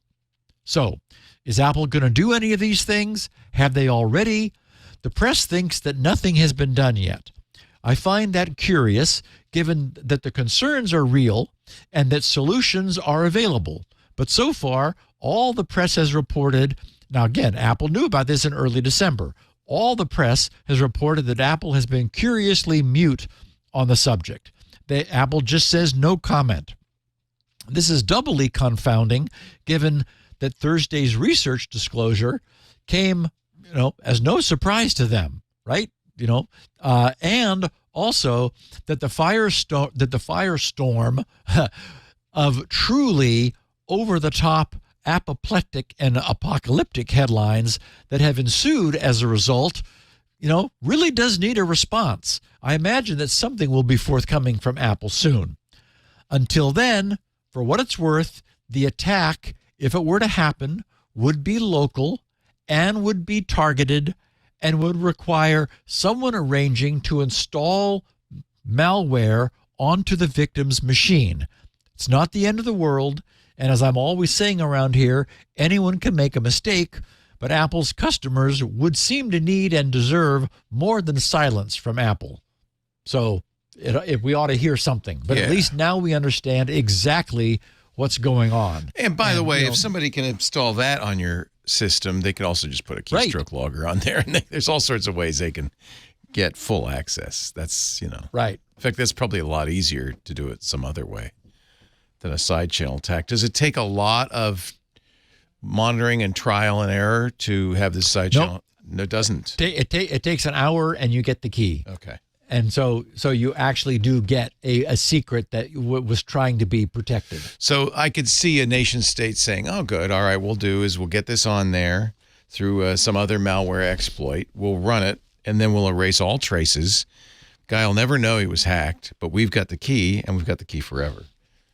Right. Until he changes right. it. So I can see that. And the point I made was that, when this became public 2 years ago, these guys apparently stopped their research. We don't know that the NSA did. The NSA might have gone, hey, that's interesting. Let's take a look at that. Oh, come on. If the NSA's probably been working on this same thing forever, right? I mean, they know about these side channel attacks. They know about speculative execution. They know what Spectre and Meltdown produced on the x86 platforms. I'm sure they were looking for it too. Just whose professors are better, I guess.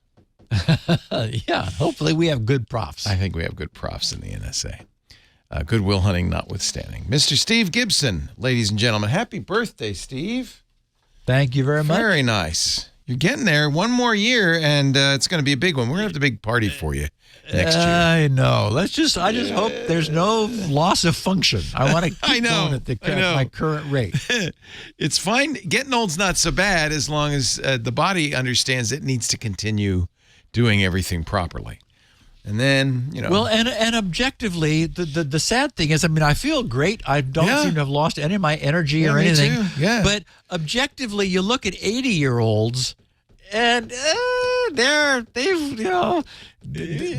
not much you can do to slow that down. My mom's 92 or 91, and she's still going strong. I'd be happy if I were in her shape in 20 years. She's in great shape, or 13 years. I don't think you'd be writing SpinRite 10, but let's hope you're doing some fishing. Might keep the brain sharp. I know. Look what I'm working on. I'm trying to keep the brain sharp. What's going on here? So, having a lot of fun with coding. I feel like if I can do this, I still have something upstairs. I love to code. Coding is so much fun. I am so happy. Yeah, really is. So much fun. In fact, I had kind of a breakthrough this morning. That's why I'm kind of looking at this. Oh, cool. That's nice. Yeah, day 19 on the Advent of Code. It's a lot of fun. Steve Gibson lives at grc.com, the Gibson Research Corporation. .com. That is where you'll find, of course, SpinRite, the world's finest hard drive, actually all mass storage, maintenance, and recovery utility. 6.1's out, kids. Go on and get yourself a copy. And if you already have a copy of that, we'll browse around. There's all sorts of other wonderful stuff, including this show. You'll find it, actually a couple of unique versions of this show at grc.com, the 16 kilobit audio, which is the smallest audio version of the show. He also has the 64 kilobit audio, which sounds a lot better. He also has transcripts handcrafted by Elaine Ferris, so you can read along as you listen or search or feed them to your AI and make an AI Steve. Whatever it is that you need to do, you can do it with those. grc.com. We are at twit.tv, and of course the Security Now show is twit.tv/SN. We have 64 kilobit audio as well, but our unique format is video. You can watch Steve's smiling face. You can watch us do the show every Tuesday right after MacBreak Weekly. It usually works out to around 1:30 p.m. Pacific, 4:30 Eastern, 20:30 UTC. And we stream that live on YouTube, youtube.com/twit. So tune in when the show begins, tune out when the show's over. But if you subscribe and you hit the bell, then you get a notification whenever that's about. And try not to tune out before the show's over. Well, I thought in the Discord, I noticed a couple of people saying, okay, I don't understand what he's talking about. I think I'll leave now. I always just try to let it drift over my head and hope that it will seep in at some point. That's exactly. I've often suggested exactly that strategy. Osmosis. Don't worry about the details. You'll just get the feel for it. I've learned a few things, from listening to this show over the last, 15, 16 years, something like that. Honey, we're in year 21. 21? Or was it 19? No, 20. Yeah, because TWiT itself will hit its 19th birthday is next month. It's in a couple of weeks. That's it. Okay. So you're a little younger than that, just a tad. So you are in your 20th year. You will be in your 20th year soon. Yep. Which is kind of mind-boggling. I didn't even think podcasting will last 20 months, let alone 20 Episode years. 967. Woo! Yeah. Have a great birthday. Hope you get some cake. I bet you Lori right now, she's got the apron on. She's whipping up the batter. She's going, she's going to make you a nice cake. A little coconut cream icing on top, something like that. She's going to be cooking a nice medium rare steak. That's all you care. And a little cab, a little Santa Cruz Mountain cab. That's a great idea. Thank you, Steve. Have a great week. And all of you, thank you, especially to our Club TWiT members who make this show possible. If you're not a member, $7 a month, twit.tv/clubtwit. Take care, Steve. Bye, buddy. See you next week. Oh, or is it still going to be March? Or is it April? No, it'll be April. It'll be April. See you in April. Cool. Live long and prosper, Mr. Gibson. Bye. Bye. Security Now.